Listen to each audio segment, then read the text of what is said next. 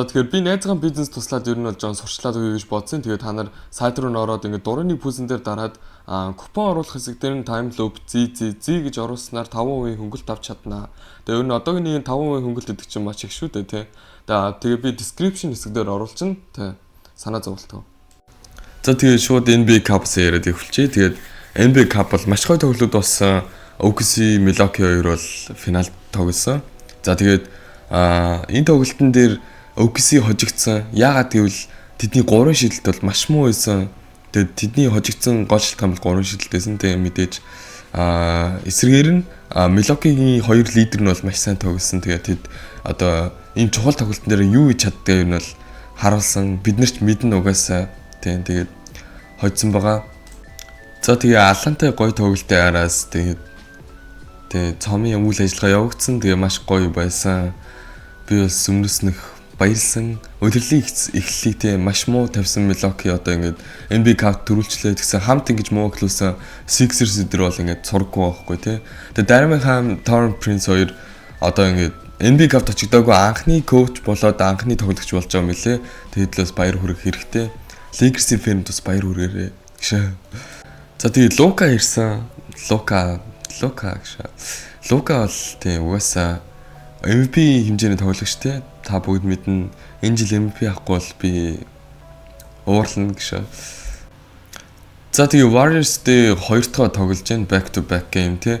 Тэгээ Luka 45 оноо 13 assist, 11 rebound авсан. Хийсэн. Тэгээд угаасаа Dallas-ын тий гол тарих цөмн тэгээд цөмн байж бусд тий ролууд нь ажилдаг. Яг тэр шиг Luka ирснээр нь бол бүгд тий маш гоё жиг тогсон гэж хаашийн ер нь бол гоё шидэ явцсан л да энэ дээр хинсэн 3 шиддэг вэ гэл тий. Тэгээд Klay Thompson тоглолтын дээр бол маш сайн тогсон 29 он авсан. Тэгээд 3-аас бол маш сайн шидсэн. Тэгээд хоцсон GSV бол тий. Тэгээд PG Washington Night гэдэг дамжсан. Бас л cold player шүү дээ. За тэгээд Cat 22 оноо 22 самбар авсан. За тэгээд бурхангүй газрын тэгээд бомбалцж чинь тий. Cat Minnesota дахь хизээч ингэж ирэх дураараа тий ишиг шиг тоглож үзээгүй. Тэгээд New York Knicks дэрснэр тэгж ирэх дураараа гоё тоглож जैन. Тэгээд Knicks-ийн фэнүүд бол аль хэдийн Cat-ийг ер нь бол респектлээд эхэлсэн юм байлээ. Угаасаа ингэж тоглож байгаа тоглогчийг одоо тий респектлээд эхлэхгүй ч яах вэ? Багийн лидер нь Brunson юм уу эсвэл Cat юм уу гэж ярьж байгаа харагдсан тий. Тэгээд Cat бол үнэхээр сайн зөгцөж байна. Гэтэ нэ арай л хурдан зөгцсөн үү? Knicks дээрээ та нар юу гэж бодож байна гэж. За тэгээд Jared McCann алдсан Sixers Charlotte-ээр тоглосон. Тэгээд энэ тоглолтын дээр Tyrese Maxey 40 он авсан. Тэгээд Paul George 33 он авсан. Тэгээд Paul George-ыг угаасаа авчирсан шалтгаан чинь энэ шүү дээ тий. Ингээд хожигсны тоглолтын дээр батны хожуулах гэж тий. Contender баг одоо тэгээ 100 болох гэж авчирсан шүү дээ тий. Тэгээд Paul George одоо тоглож эхлэх нь үү яах нь харчлаа тий. Ямар ч ихний ээлж нь бол 33 оноо авчлаа. Тэгээ хожилдод маш том нөлөөсөн. Тэгээ Tyrese Maxey бас маш сайн тоглосон. Тэгээ энэ тоглолт дээр уг нь Lamelo бол эргэж ирсэн. Тэгээд эргэж ирээд нэг тийм өн сайн тоглосон гэтээ хоцсонгүй тий. За би та Jimmy Butler-ийн галзуу статыг ярьж өгье. 35 оноо, 19 rebound, 10 assist, 4 steal, 1 block заяа. Гэтэ нэг ч алдаа хийгээгүй, нэг ч бөмбөг алдаагүй. Анхны ийм triple double хийж байгаа тоглогч болж байгаа юм лээ. Ийм статтай. Тэгээ Jimmy солилцоонд бол маш хордстой яригдж байгаа. Ер нь бол хит явуулна гэд бүр хэлсэн мөлий. Тэгэхээр Jimmy бол солилцооны цанхаа хагтаас өмнө л явна. Тэр бол баттай. Угаасаа ингэж тоглож байна. Одоо ямар ч багт очсон ер нь бол маш хэрэгтэй тоглогчдын нэг шүү дээ тий. Тэгээд гоё стат байна. За Harden маань үе тий Prime Harden гараад ирдэг. Тэгээд Jazz эсрэг Prime Harden гараад ирсэн. 41 он авсан. Тэгээд Harden байнга ингэж тоглол бас аюултай тий. Harden зөксөө тоглогч бас ховор байдаг байж лээ.